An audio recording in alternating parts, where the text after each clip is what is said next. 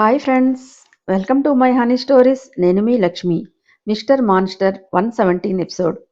ఆఫీస్లో మిథున అంత అందంగా రెడీ అయి రావడం చూసి నోటి వెంట వాటర్ ఫాల్స్ పారించాడు రూపేష్. అతని చూపులకు చిరాకు పుట్టి యమా సీరియస్గా చూసింది. అదంతా చూస్తున్న మైత్రి మైండ్లో మాత్రం ఒక క్రూయల్ థాట్ మొలకెత్తిపోయింది అప్పుడే. తమ బ్యాచ్లో సొమ్ము తక్కువ సోకులు ఎక్కువ ఉన్న ఒక పుల్లమ్మ ఉంది. దాన్ని రమ్మన్నట్టు చేత్తో సైగ చేసింది. మైత్రి పిలవడమే ఆలస్యం, వచ్చి వాలిపోయింది ఆమె ముందు. ఎవ్వరూ వినకుండా ఆమె చెవిలో గుసగుసలాడింది మైత్రి. టెన్షన్గా చూస్తూ, నా జాబు పోతుందేమో మైత్రి అందామె. నీ జాబ్కి ఏమీ కాదు, అదంతా నేను చూసుకుంటాను అని ఫోన్ నుంచి ఆమె నెంబర్కి ఫోన్పే చేసి ఎంజాయ్ చేయి అని నోస్ రబ్ చేసుకుంటూ మిథున వైపు చూసి ఈవిల్ స్మైల్ ఇచ్చింది మైత్రి. మిథున వాడైన చూపులకి జంకి వర్క్ గురించి మాట్లాడి జారుకున్నాడు రూపేష్. హెచ్ఆర్ వెళ్ళాక ఫైల్ తీసుకుని జై క్యాబిన్కి వెళ్తూ, సార్ గారు ఇంతసేపైనా పిలవలేదేంటో, బాగా కాలినట్టుంది. అవును, ఏ రీజన్ లేకుండా షాపింగ్ అయితే చేయడు. ఏంటబ్బా ఆ రీజన్ అని డోర్ నాక్ చేసింది మిథున. కమిన్ అని గంభీరంగా అన్నాడు జై. సారీ సెట్ చేసుకుని డోర్ తీసుకుని లోపలికి వచ్చింది. ఎస్ అని తల తిప్పకుండానే అడిగాడు జై. పెదవి కరువుగా తిప్పుతూ, సార్ దీని మీద మీ సైన్ కావాలి. దేని మీద అని ఆమె వైపు చూశాడు. నొసలు దగ్గరకు చేసి, ఫైల్ మీద. మరింక దేని మీద మీరు అనుకున్నారు సార్ అంది. నేనేమీ అనుకోలేదు. దాన్ని దీన్ని అంటారా లేక ఈ ఫైల్ అని చెప్తారా? నిన్న ఎవరిని అడిగి ఆఫీస్ నుండి బయటికి వెళ్ళావు మిస్? ఈరోజు ఎవరికి చెప్పి ఓ లోపలికి వచ్చావు? నీ ఇష్టానికి రావటానికి వెళ్ళటానికి ఇదేమైనా నీ అయ్యి ఆఫీస్ అనుకున్నావా అని అమ్మా సీరియస్గా అడిగాడు జై. గుర్రుగా చూస్తూనే, నన్నేమైనా అను, మధ్యలో మా డాడీ ఏం చేశారు అని కరిచింది. నీ ఇష్టానికి బిహేవ్ చేస్తే స్వేర్ చేయను మిస్. నచ్చితేనే జాబ్ చేయి, లేకపోతే నిరభ్యంతరంగా వెళ్ళిపోవచ్చు. నీకెలాంటి రిస్ట్రిక్షన్స్ లేవు. చాయిస్ ఈజ్ యువర్స్ అని బేస్ వాయిస్తో చెప్పాడు జై. ఇదేంటి బండి ఇంత రివర్స్లో వస్తోంది అనుకుంటూనే జైవేపు అలాగే చూసింది మిథున. హలో మిస్, ఏంటా లుక్? చెప్పింది బుర్రకెక్కిందా? చూసింది చాలు గాని వెళ్ళు అన్నాడు జై. నన్ను వెళ్ళమంటానికి నీకేం రైట్స్ ఉన్నాయి? ఇది మా మావయ్య గారి కంపెనీ. నచ్చకపోతే నువ్వే వెళ్ళిపో, నేనెందుకు జాబ్ మానేయాలి అని ఉక్రోషం తన్నుకు వచ్చి గయ్యన పడింది. మీ మామగారి కంపెనీ అక్కడ, ఇది నాది. నకరాలు దొబ్బితే నరాలు తెంపేస్తాను చూసుకో. టేబుల్ మీద చేతిని ఆంచి వయ్యారి ఎంకిలా వాలుగా నిలబడి, ఏం చేసి సంపాదించావు బాబూ? రాళ్లు కొట్టావా? మూటలు మోసి కూడబెట్టావా కోట్లు అని మంటగా అంది. నా కోసం మా తాతగారే కూడబెట్టారు. పోయిన హొయలు చాలు గాని మౌతు మూసుకుని దొబ్బాయి అన్నాడు. నేను పోతే ఆఫీసులో ఉన్న పాపలతో పులిహార కలుపుదామనా? అయితే చచ్చినా పోను. నువ్వంత సుఖంగా ఉంటే నాకెలా ఒప్పుతుంది? పక్కనే ఉండి పీక్కు తింటాను. నన్నేమైనా అంటే మా మావయ్య గారితో చెప్పి నీ సీట్ లాగేసుకుంటా చూసుకో. ఫోర్స్ దొబ్బుతున్నాడు పెద్ద అని గుర్రుగా చూసింది. ఊరిస్తున్న ఉదరభాగం పక్కనే చిట్టి నడుము కనులకు విందు చేస్తుంటే దొంగ సచ్చింది, కావాలనే చేస్తోంది, వంగదీసి గుద్దేయాలి దీన్ని అని ఇన్నర్లో గింజుకుని, వచ్చిందమ్మా వయ్యారి. నీ సోకులు చూసి సొల్లు కార్చెంత వీక్ కాదే ఈ జై. ఓ తిప్పుకోకు, తిప్పుళ్ళ గరగల. నోరు బాగా లేస్తుందే, నీకు తోలు ఒలిచేస్తాను చూసుకో పో అంటూ కసిరాడు. ఏంటి బేబీ ఏదో ఫీలింగ్తో వస్తే ఎక్స్ట్రాలు చేస్తున్నావు నువ్వు? అలా చేసే ఇంతవరకు తెచ్చుకున్నావు, మర్చిపోయావా? బేబీ నీకోసమే ఇంత అందంగా రెడీ అయింది. కొంచెం కరగరా మగడా, వచ్చి ఒళ్ళో వాలిపోతుంది అని మిథున బుగ్గల మీద ముద్దులు పెడుతూ ఊరాడు సోల్గాడు. నీ బోర్డు సలహాకి థ్యాంక్స్. నాకు తెలుసు ఎప్పుడు కరగాలో అరగాలో. నువ్వు ఆ పిసుకుడు ఆపి ఇచ్చిన ముద్దులు చాలించు, వస్తే చస్తావు చూసుకో అంటూ కరిచాడు జై. నీకు జలసి నన్ను చూసి. ఏమైనా నా బేబీ ఉమ్మా అంటూ మళ్లీ ముద్దులు పెట్టి రెచ్చగొట్టింది. నువ్వు సోలివి కాదు, సవతవి అని పళ్ళు నూరాడు జై. ఎస్ అని గీరగా హెయిర్ ఎగరేసి కవ్వించాడు సోల్గాడు.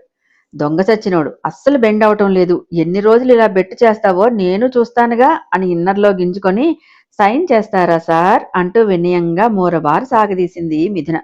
నేను చూసి చేసి పంపిస్తా, యూ కెన్ గో. చూడు, బాగా చదువుకో, నీ ఆస్తులు రాయించుకుంటున్నా, మరి బాగా చూసుకో అని మెటికలు విరుస్తూ మూతి తిప్పుతూ వెళ్ళింది మిథున. రాక్షసి, నీలో చాలా కళ్ళున్నాయే. దగ్గరగా ఉండి అందని ద్రాక్షలా ఊరిస్తూ టార్చర్ చేయటం నీకు బాగా తెలుసు అని ముద్దుగా కసురుకున్నాడు జై. లోపల వీళ్లు పిల్లి ఎలక వారు సాగిస్తున్న సమయంలోనే బయట మైత్రి చేయాలనుకున్నదంతా చేసేసింది. ఆఫీస్ స్టాఫ్ తన వైపు అదోలా చూస్తూ గుసగుసలాడుకోవడం చూసి తనకేం పట్టనట్లు వర్క్లో బిజీ అయింది మిథున. పక్క కోలీగు మిథున, వాళ్ళందరూ నీ వైపు చూసి ఏదో గుసగుసలాడుతున్నారే అని చెప్పింది. ఏడ్చారు, తిన్నదరక్క అలా వాక్కుంటారులే, మీరు కేర్ చేయకండి, వర్క్ చూడండి ఫస్ట్ అని మెయిల్స్ చెక్ చేస్తుంది మిథున. 1 అవర్ తర్వాత నోటి దురద ఎక్కువై కుదురుగా కూర్చోలేక మిథున దగ్గరికి వచ్చింది మైత్రి. వర్క్ చేసేదల్లా ఆపి ఆమె వైపు చూసి ఏంటి అన్నట్టు కళ్ళెగరేసింది. నువ్వు బ్రోకర్ పనులే చేస్తావనుకున్నాను, ఇలా వెనక పెద్ద బెటాలియన్ మెయింటైన్ చేస్తున్నావు అనుకోలేదు అని అదోలా నవ్వింది. ముందు హెచ్ఆర్ రూపేష్, నెక్స్ట్ ఎర్రజాం పండులా ఉన్న జయదేవ్, బయట మరొకడు. బాగుందమ్మా మిథున, ఖరీదైన చీరలు, ఒంటికి కొట్టే అని స్మెల్ పీల్స్తూ కాస్ట్లీ పెర్ఫ్యూమ్స్ ఊరికే వస్తాయా ఏంటి? ఏమంటారు గాయ్స్ అని వెకిలిగా నవ్వి, ఇంతమందితో పడుకోవటానికి టైం ఎలా మెయింటైన్ చేస్తున్నావు నువ్వు అని వ్యంగ్యంగా అడిగింది మైత్రి. హౌ డేర్ యూ అంటూ అమాంతం చేతిని లేపి చెళ్ళున ఒక్క పీకు పీకింది మిథున. ఏయ్, మైత్రిని ఎందుకు కొడతావు? తను అన్నదాంట్లో తప్పేంటి? నువ్వు వేసే వేషాలు మా అందరికీ తెలుసు. ఎవరో పర్సన్ నిన్ను డ్రాపింగు పికప్లు చేయటం లేదా? చైర్మన్ సార్ రూముకి వెళ్ళి 1 అవర్ అయింది. మేనేజర్ సారే అంతసేపు ఉండరు, నీకేం పని గంటల తరబడి రూమ్లో ఉండటానికి అని రెచ్చిపోయింది మరో పుల్లమ్మ పాప. అది అడగడానికి నువ్వెవరవే? నీకేం రేట్స్ ఉన్నాయని రెచ్చిపోతున్నావు? ఎంప్లాయీలా ఉండు, ఎక్స్ట్రాలు చేస్తే తొక్కి పట్టి నార తీసేస్తాను, ఏమనుకున్నావో అంటూ అరిచింది మిథున. చూసారా గాయ్స్ ఎలా అరుస్తోందో? ఈ కంపెనీలో షేర్ హోల్డర్ని అయినా నా మీద ఎలా దౌర్జన్యం చేస్తోందో. తప్పు చేసిన ఈ బి అని అనేలోపే మైత్రి దవడ అదిరిపోయి పైకి పోయినంత పని అయ్యి ఫ్లోర్ మీద దబ్బున పడింది. ఎదురుగా కళ్ళ నుండి నిప్పులు జరుగుతూ జై నిలబడి ఉన్నాడు. జైని చూడగానే ఓ తెగ రెచ్చిపోయిన పుల్లమ్మ గుండె జారి పొట్టలో పడి గుటకలు మింగుతూ బ్యాక్ నడుస్తుంటే, ఏయ్ ఇలారా అని రౌద్రంగా అరిచాడు. సార్ అది అది అంటూ వణికిందామె. ఒక్క అంగలో ఆమెను చేరి పీక పట్టుకుని పైకి లేపాడు జై. దెబ్బకు పైన ఊపిరి అందక కింద కాళ్ళు ఆడిస్తూ గిలగిలలాడింది పుల్లమ్మ. చస్తుందనే టెన్షన్ వచ్చేసి జై లీవ్ ఇట్ అని లాగింది మిథున. కంట్లో ఎర్రజేర తేలగా నిప్పులు కూరినట్లు ఉన్న కళ్ళతో కోపంగా చూస్తూ, దీనితో వాదం ఏంటే నీకు, చంపి పడేయక అంటూ పుల్లమ్మని పుల్లని విసినట్టు విసిరాడు జై. వెళ్లి గోడ కొట్టిన పిడకలా స్టిక్ అయిపోయింది.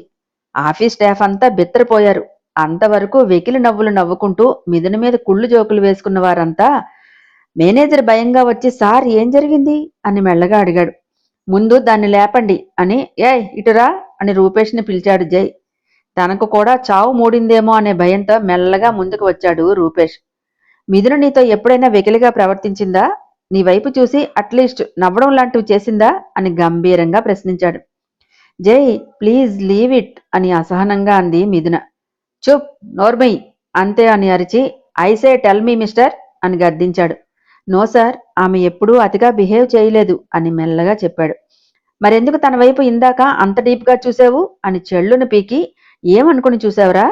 ఎవరనుకున్నావు అని మిథున చెయ్యి పుచ్చుకొని దగ్గరికి లాక్కొని, ఈ జయదేవ్ భార్య అని అరిచాడు. అందరితో పాటు నీళ్లు జల్లి స్పృహ తెప్పించిన మైత్రి ఫ్యూజులు కూడా ఎగిరిపోయాయి జై భార్య అనగానే. కష్టంగా డెస్క్ పుచ్చుకొని లేచి నిలబడి కోపంతో బిసలు కొడుతూ, నువ్వు అబద్ధం చెబుతున్నావు జై, ఇది నీ భార్య ఏంటి అని అరిచింది. బొగ్గ బొబ్బట్లా ఉబ్బినా బుద్ధి రాలేదు మైత్రికి. షట్ యువర్ మౌత్, ఎవరివే నువ్వు? నీకు ఎక్స్ప్లెనేషన్ ఇవ్వాల్సిన అవసరం నాకేంటే? ఏం వాగావే బ్లడీరో అంటూ మీదకి వెళ్ళి షేర్ హోల్డర్వా? ఎంత పర్సెంట్ ఉందే నీ వాటా ఈ కంపెనీలో అని మేనేజర్ వీళ్ళ షేర్స్ క్యాన్సిల్ చేస్తున్నట్టు మెయిల్ చేయి. దానికి సంబంధించిన డాక్యుమెంట్స్ ప్రిపేర్ చేసి అమౌంట్ దీని మొహాన కొట్టు. పిలువు లీగల్ అడ్వైజర్ని అని హుకుం జారీ చేశాడు జై.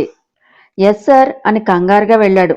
జై వేలుతో నువ్వు నువ్వు అంటూ చూపిస్తూ, all of you get out my office, వాళ్లతో పాటు నువ్వు కూడా అని రూపేష్తో చెప్పి, ఏయ్ సెక్యూరిటీని పిలిచి ఈ డస్ట్ బయట పడేయమను అని మైత్రిని చూస్తూ అన్నాడు. నేను వెళ్ళను జై అని పంతంగా ముందుకు వచ్చి, ఈ మైత్రి దేని మీదైనా ఆశపడితే అది దక్కించుకుని తీరుతుంది, నిన్ను కూడా అంతే.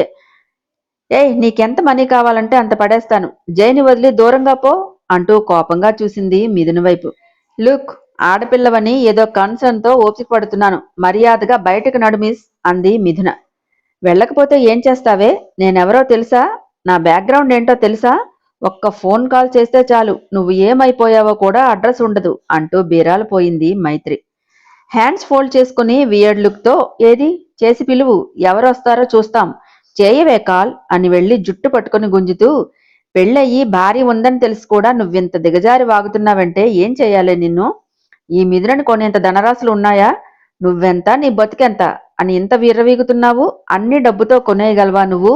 అంత తోపువా? జై, దీని బలుపేంటో చూడు అని విసిరింది. వెనక్కి తూలి పడబోతూ ఆగి బుసలు కొడుతూ, నా మీదే చెయ్యి వేశారు కదూ, దీనికి మీరు పే చేస్తారు చూడండి. ఈ మైత్రి అంటే ఏంటో చూపించకపోతే అప్పుడు అడగండి అంటూ అరిచింది. ఇప్పటిదాకా నీదో చైల్డ్ బిహేవియర్ అని ఉపేక్షించాను. ముందు నీ అహాన్ని అణిచేయాలి. అసలు ఆడదానివేనా నువ్వు? నీకు ఉన్న ఆస్తి అంతే, ఇంత రెచ్చిపోతున్నావు అని గర్జించాడు జై. నా ఆస్తి కంటే నా వెనక ఉన్న పర్సన్ గొప్ప. మా బావతో పెట్టుకోకండి. నేను మాట చెప్పానంటే ప్రేగులు తీసి మెడలో వేసుకుంటాడు అని పొగరుగా తలెగరేసింది మైత్రి.